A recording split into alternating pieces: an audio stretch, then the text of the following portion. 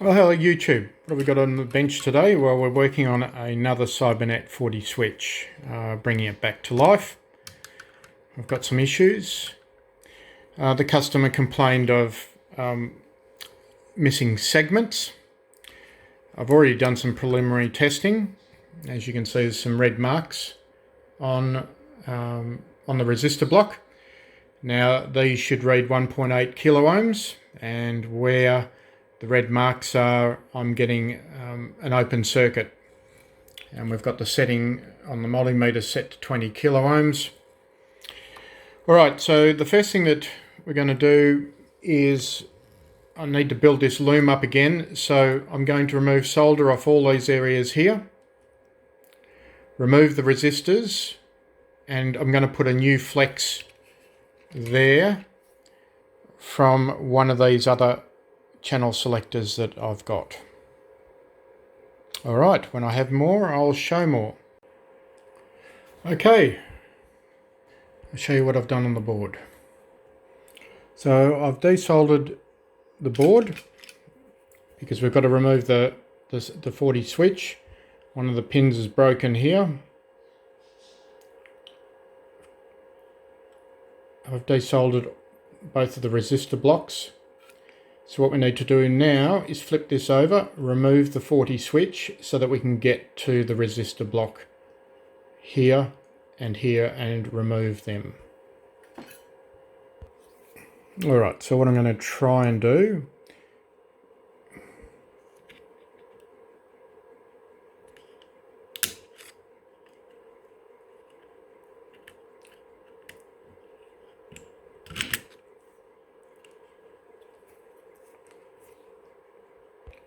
Alright, so the switch is removed.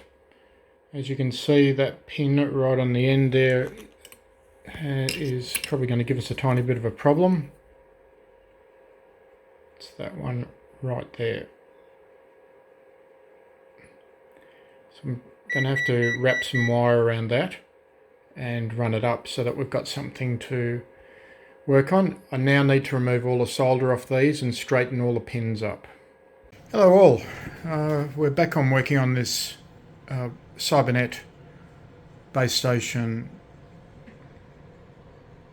D010COX or TPS14S. It's been a bit frustrating, this one. I've had to deal with a lot of track damage. Not happy with the results, but just trying to get it to stabilise. Replaced this LED display. We had one burnt out segment. I did all the running repairs on the board here, on the bottom board. I replaced the loom, and the solder pads have just been a real challenge. You can see why. A lot of heat's been through them over the years. People trying to fix dry joints when it was the resistor ICs, which I've replaced.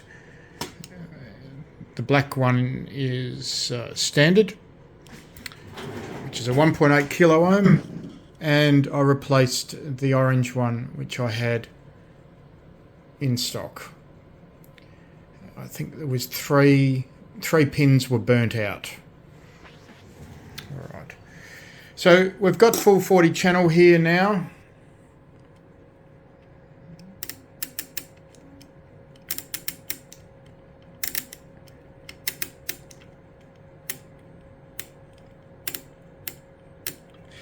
And when I received this, it was not even working within the spectrum.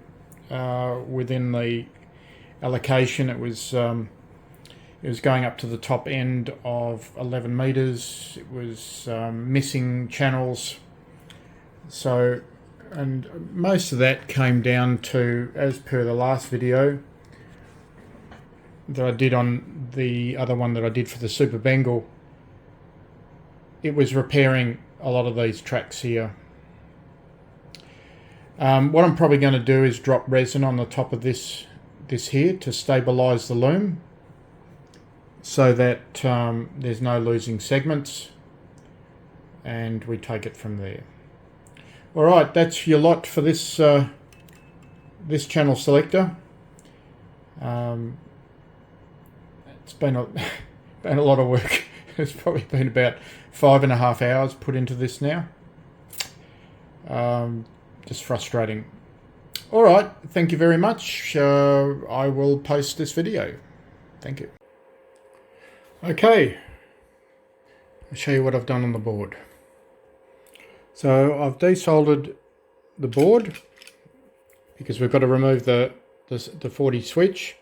One of the pins is broken here. I've desoldered both of the resistor blocks. So what we need to do now is flip this over, remove the 40 switch so that we can get to the resistor block here and remove them. Alright, so what I'm going to try and do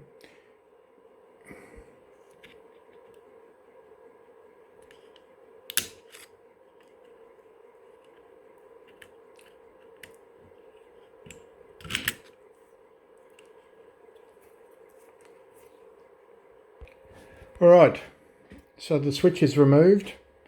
As you can see, that pin right on the end there is probably going to give us a tiny bit of a problem.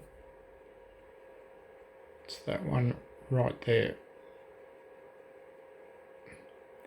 So I'm going to have to wrap some wire around that and run it up so that we've got something to work on. I now need to remove all the solder off these and straighten all the pins up. Well, hello YouTube. What have we got on the bench today? Well, we're working on another Cybernet 40 switch, bringing it back to life. I've got some issues.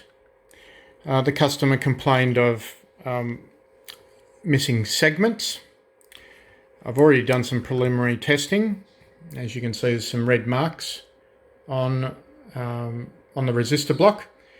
Now, these should read 1.8 kilo ohms, and where the red marks are, I'm getting an open circuit, and we've got the setting on the multimeter set to 20 kilo ohms. Alright, so the first thing that we're going to do is I need to build this loom up again, so I'm going to remove solder off all these areas here, remove the resistors, and I'm going to put a new flex there from one of these other channel selectors that I've got. Alright, when I have more, I'll show more.